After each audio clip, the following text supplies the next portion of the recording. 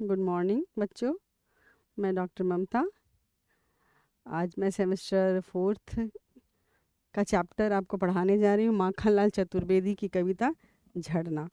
माखनलाल चतुर्वेदी की कविता पढ़ाने से पहले मैं थोड़ा माखनलाल चतुर्वेदी का परिचय देती हूँ।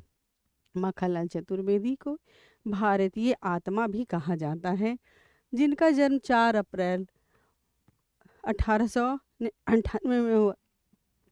मृत्यु 30 जनवरी 1968 में। उनके पिता नंदलाल चतुर्वेदी थे, जो स्वयं भी एक शिक्षक थे। जिनकी शिक्षा के बारे में कहा जाता है कि संस्कृत, अंग्रेजी, मराठी, गुजराती कई भाषाओं के जानकार थे माखनलाल चतुर्वेदी। और उनके कई हिमतरंगिणी पे कई पुरस्कार भी मिले हुए हैं। 1943 में देव पुरस्कार, 1955 में साहित्य अकादमी पुरस्कार, 1964 में पद्म भूषण पुरस्कार मिला था। हिम किरीटिनी रचनाएं हिम तरंगिणी, युगधारा, युगचारण, वेणु लोग, गुंजे धारा, समय के पांव, ये उनकी प्रमुख काव्य रचनाएं हैं। प्रमुख कविताएं उनकी है पुष्प की अभिलाषा, कैदी और कोकिला, अमर राष्ट्र, और उनकी वाणी है ओजपूर्ण खरी हिंदी। उनकी बहुत ही प्रसिद्ध कविता है पुष्प की अभिलाषा और कैदी और कोकिला। पुष्प की अभिलाषा में चूंकि वो राष्ट्रवादी विचारधारा के कवि थे, तो उस कविता में भी उनकी राष्ट्रवादी चेतना ही जागृत हुई है। कैदी और कोकिला, जब स्वतंत्रता संग्राम में उन्होंने कई बार हिस्सा लिया, जिसके कारण उन्हें बहुत बार जेल भी जाना पड़ा। और इसी क्रम में कवि ने अपनी जो विचारधारा थी, रात के समय में वो कोकिला की जब आवाज़ सुनते हैं तो अपनी करुण वेदना, देश की करुण वेदना को कोकिले के माध्यम से उन्हें लगता है कि मैं तो बंद हूँ और कोकिला तो एक जो कोयल है वह तो आज़ाद है, फिर भी वह क्यों रो रही है, क्यों गा रही है, क्यों वेदना क्यों सुना रही है। हथकड़ियाँ तो मेरे हाथों में लगी है, बेरियाँ तो मेरे पाँव में, लेकिन कोकिला तो आज़ाद है। और वो अपनी करुणा उस आवाज़ के माध्यम से देशवासियों को बताते हैं, और इस कविता के माध्यम से वो नव जागरण का संदेश भी देते हैं।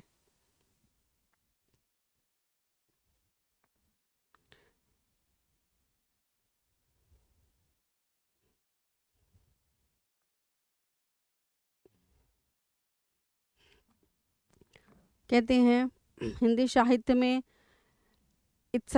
ऐसी सशक्त लेखनी किसी और कवि की नहीं थी। इनकी वाणी में इतना ओज था कि उस ओज से हम आज भी उसी प्रवाह में बह जाते हैं। उनकी कविताएं उस दौर में भी उतनी ही प्रासंगिक थी जितनी आज प्रासंगिक है। तो उसी कविता को आज हम पढ़ते हैं। उनकी कविता है झरना, जो कि प्रकृति और मनुष्य के बीच के संबंध को दर्शाती है। मानवीय प्रकृति के साथ मानव के प्रेम को की चेतना को जागृत करने की कोशिश की है कवि माखनलाल चतुर्वेदी ने। पर्वतमालाओं में उस दिन तुमको गाते छोड़ा, हरियाली दुनिया पर अश्रु तुषार उड़ाते छोड़ा, इस घाटी से उस घाटी पर चक्कर खाते छोड़ा, तरु कुंजों लतिका पुंजों से छुप छुप कर गाते छोड़ा। यह एक सवाल कर रहे हैं झरना से।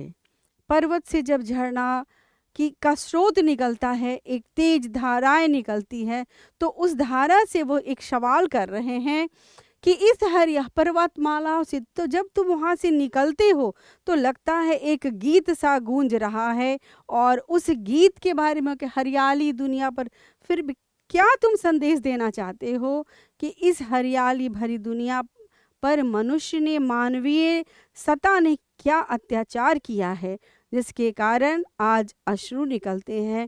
कहने का मतलब है, कवि का कहने का यह तात्पर्य है कि जो प्रकृति की जो संपदा है, प्रकृति की हरियाली, पेड़ पौधे, जिसको कि मानव काटते चले जा रहे हैं, और आगे की ओर मतलब विकास के लिए, एक समृद्ध देश के लिए वह पेड़ पौधे को, हमारी जो प्राकृतिक संपदा है उस प्राकृतिक संपदा का क्षय होता जा रहा है।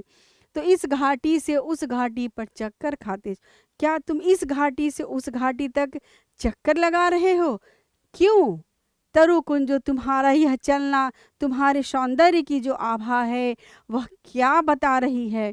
तरु कुंजो लतिका पुंजो में छुप छुप कर गाते छोड़ा, तुम्हारा सौंदर्य, मतलब झरने का सौंदर्य वो हमें बता रहे हैं।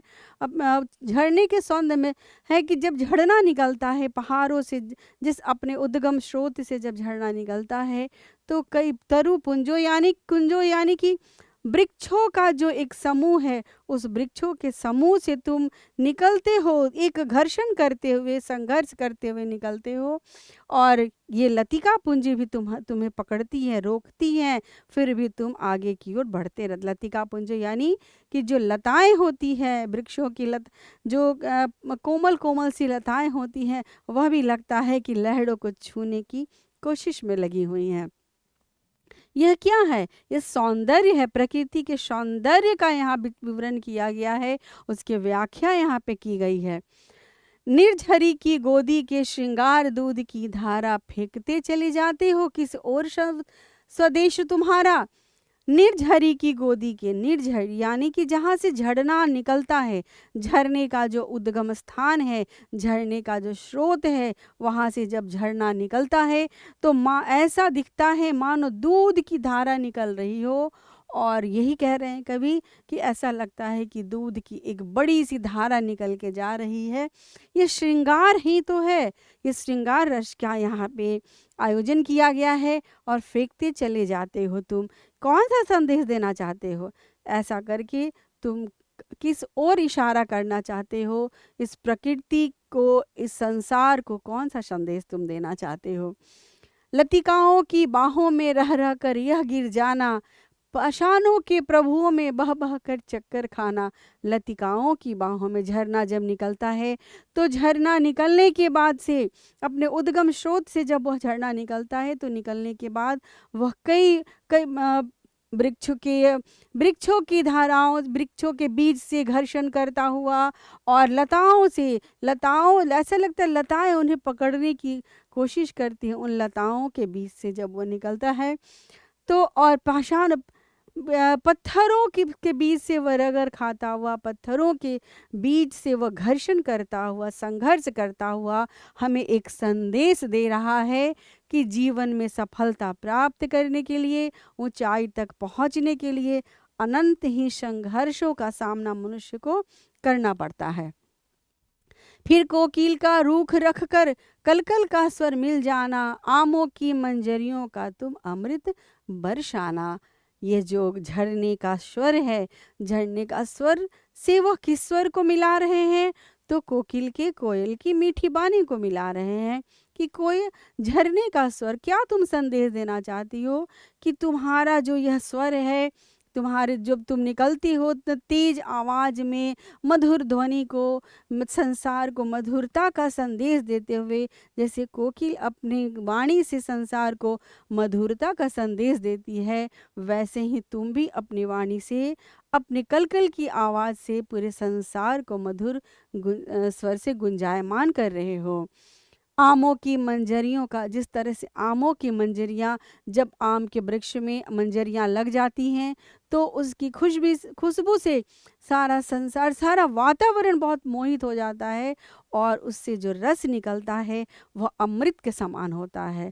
उसी प्रकार यहाँ पे वह कह रहे हैं कि क्या उसी प्रकार आमों की, जो आम की मंजरियां हैं, वह जब नदी की धारा में बहती हैं, जंगलों में आमों के वृक्षों से जब नदियां बह करके, झरना बह करके निकलता है, तब वह आम के मंजरियों का रस लेकर के एक अमृत की धारा प्रवाहित करती है।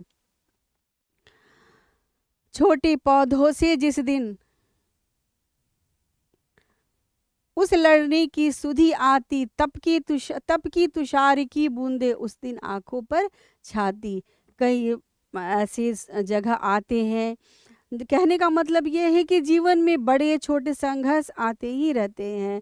तो अभी हमने देखा कि किस तरह से पर्वतों से निकल करके जब झरना घर्षण करते हुए निकलता है, संघर्ष करते हुए निकलता है। उसी तरह कवि कहते हैं कि जीवन में ऐसे कई संघर्ष आते हैं, जब हमें उन संघर्षों से लड़ना पड़ता है, मुश्किलों का सामना करते हुए आगे बढ़ना पड़ता है। वैसे ही कई कई बड़ी कई छोटी कठिनाइयाँ जीवन में आती ही रहती हैं, और उन सभी छोटी बड़ी कठिनाइयों से हमें पार करते हुए, उन सभी छोटी बड़ी कठिनाइयों को पार करते हुए हमें जीवन से संघर्ष करते हुए सफलता की ओर अग्रसर करना पड़ता है। कि छोटे पौधों से जिस दिन उस लड़ने की शुद्धि आती कि छोटे छोटे पौधों से, झाड़ियाँ से जब तुम्हें रोकती हैं, तुम्हारी धाराओं को रोकती हैं, तब उन धाराओं से लड़कर भी तुम आगे की ओर बढ़ते हो। और तब की तुषार की बूंदें, तब तुषार यानी बर्फ की बूंदों के समान संघर्ष से लड़ने के बाद तुम अपने आंखों पर एक ऐसी शीतल धारा तुम छोड़ते हो कि जो तुम्हारे लिए तुम्हारे संघर्ष का राह तैयार करते हैं, वह भी उस तुषार की धारा में, उस शीतलता में कहीं ना कहीं तुम्हारे साथ मिल जाते हैं, और उनके अंदर भी शीतलता ही आ जाती है। किस आशा से गिरी गह्वर में तुम मल्हार हो गाते, किस आशा से पाषाणों का तुम तुषार बरसाते, इस घाटी से उस घाटी में क्यों हो दौड़ लगाते।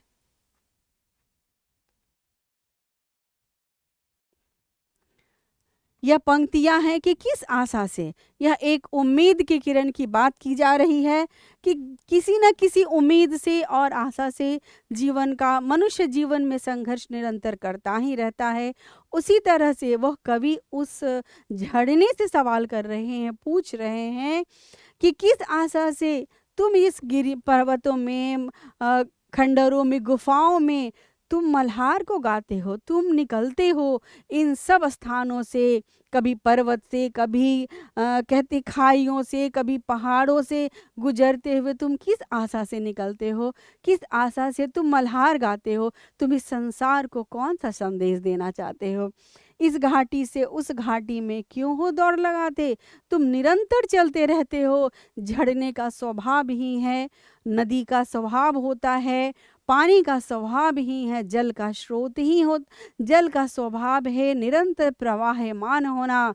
और उसी तरह ये कह रहे, क्यों नीरस तरवर प्रभुओं में रह रह कर चक्कर खाते, कि क्यों तुम इस नीरस वन में, नीरस जो तुम यहाँ का वातावरण है उसमें तुम अपना रस बरसाते हो, अपनी करुणा से निरंतर कौन सा संदेश देना चाहते हो। किस भय से हो बनमालाओं में रह रह कर छुप जाते, क्या बीती है करुण कंठ से कौन गीत हो गाते।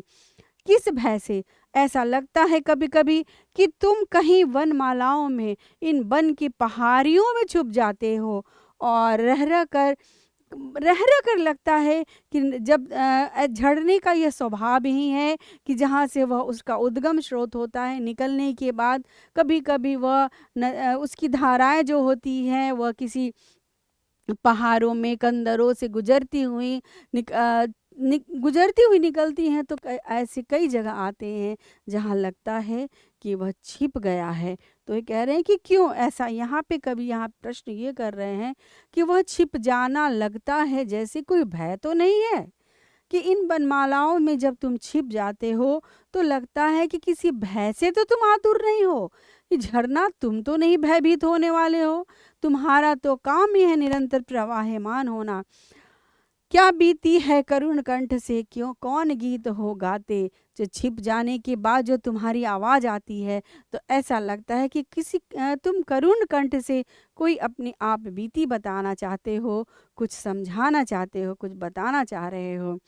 तो यही कवि इस कविता में एक परिलक्षित करना चाहते हैं, हमें संदेश देना चाहते हैं कि जीवन संघर्ष का नाम है, जीवन में निरंतर संघर्ष ही रहता है, सुख और दुख की छाया आती ही रहती है, और हमें उन सब से निकलते हुए जीवन को प्रवाहमान बनाना है, और उस प्रवाह को निरंतर उस प्रवाह में आगे की ओर बढ़ते रहना है। संघर्ष से डर करके हमें कहीं नहीं छुपना है। जिस तरह से वह एक झरने को झरने को कह रहे हैं कि क्या तुम डर करके छुप जाते हो? जब वो पहाड़ों गुफाओं के कंदरों के बीच से गुजरती है तो लगता है झरना कहीं छुप सा गया है।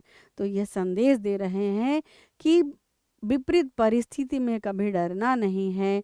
किसी भी चीज को, किसी भी दुख की छाया को जीवन में लेकर के बैठना नहीं है, निरंतर आगे ही बढ़ते रहना है। तो कवि इस कविता में जो संदेश देना चाह रहे हैं कि जीवन संघर्षशील है, जीवन हमें विकास की ओर अग्रसर करने के लिए ही संघर्ष में की ओर हमें भेजता है। जीवन में दुख और सुख की जो छाया है वह निरंतर चलती रहती है।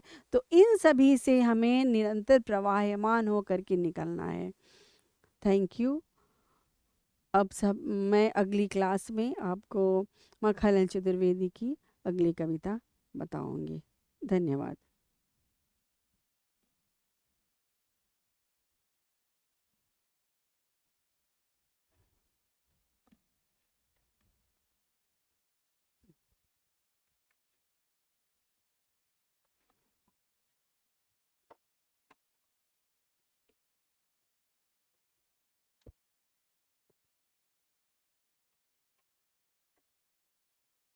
Yes, yes.